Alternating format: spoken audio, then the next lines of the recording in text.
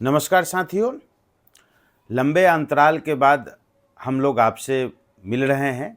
कारण दीपावली, छठ पूजा और बेलागंज का उपचुनाव रहा, जिन कारणों से हम आपके बीच अपना प्रोग्राम लेकर के नहीं आ रहे थे। आज हम लोग बातचीत करेंगे पटना पुस्तक मेला की ओर से समता पार्टी के नेता श्री नीतीश कुमार जी को जन अदालत में 20 दिसंबर 1994 को बुलाया और राज्य भर के चुनिंदा लोगों के सवालात को लेकर के इनसे उत्तर जानने हेतु जन अदालत में इनको उपस्थित होने के लिए आग्रह किया। और इस अवसर पर जो प्रश्न सबसे ज़्यादा मौजू उस समय था, उसको मैं पढ़ रहा हूँ। जन अदालत सेवा में श्री नीतीश कुमार जी, नेता समता पार्टी महाशय, आपकी सरकार बनेगी तो आर्थिक पिछड़ा को 10% आरक्षण देंगे या नहीं? यदि देंगे तो आरक्षण सीमा 60% हो जाएगी, जबकि संविधान के अंतर्गत 50% का ही प्रावधान है। इस संवैधानिक व्यवस्था को कैसे दूर करेंगे? आपका रामाधार सिंह, धन्यवाद। इसके उत्तर में समता पार्टी की ओर से नीतीश कुमार जी ने कहा कि अगरे लोगों में जो गरीब हैं उनको हम 10% आरक्षण दिलाने की पहल करेंगे। इसके लिए संविधान में संशोधन करना होगा। संसद में भी यह बात हमने कही है, हमने पहल किया है। साथ ही साथ उन्होंने महिलाओं के लिए भी कहा कि महिलाओं के लिए आरक्षण तय होना चाहिए।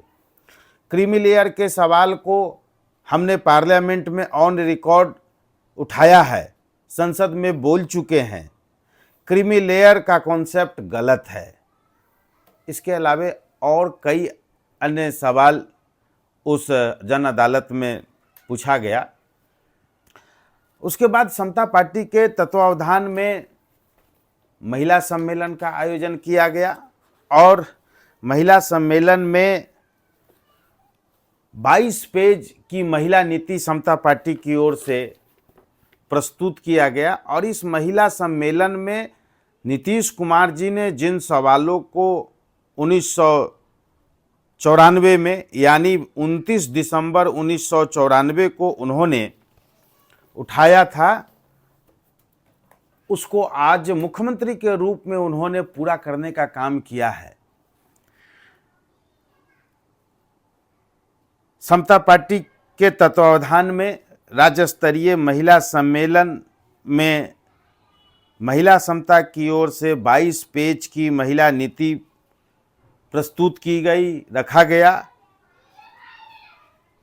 उसके बाद उस सम्मेलन को संबोधित करते हुए श्री नीतीश कुमार ने कहा कि अनुसूचित जाति जनजाति की तरह लोकसभा व विधानसभाओं में महिलाओं को आरक्षण देने की आज आवश्यकता है। इसके लिए उन्होंने वकालत किया।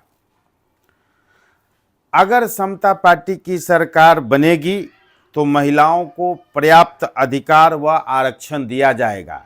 जो आज आरक्षण पंचायती राज की व्यवस्था में है और नगर निकाय के चुनाव में जो महिलाओं को 50% का आरक्षण है, 1994 में ही उन्होंने इस बात को कहा था और आज मुख्यमंत्री बनने के बाद महिलाओं को आरक्षण देकर के उन्होंने पूरा किया है।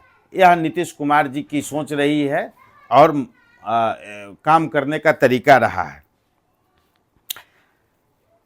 साथ ही उन्होंने कहा कि समता पार्टी सभी जाति धर्म की महिलाओं को पिछड़ा माना है।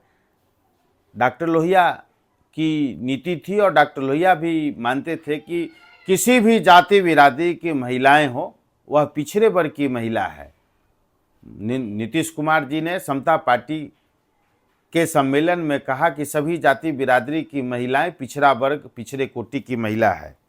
और उन्होंने आगे कहा कि बगैर राजनीति में आए लोकतंत्र में सुधार संभव नहीं है, अतः राजनीति में महिलाओं की जिम्मेदारी आवश्यक है। आज उसी कॉन्सेप्ट के आधार पर नीतीश कुमार जी महिलाओं को नौकरियों में आरक्षण दे रहे हैं।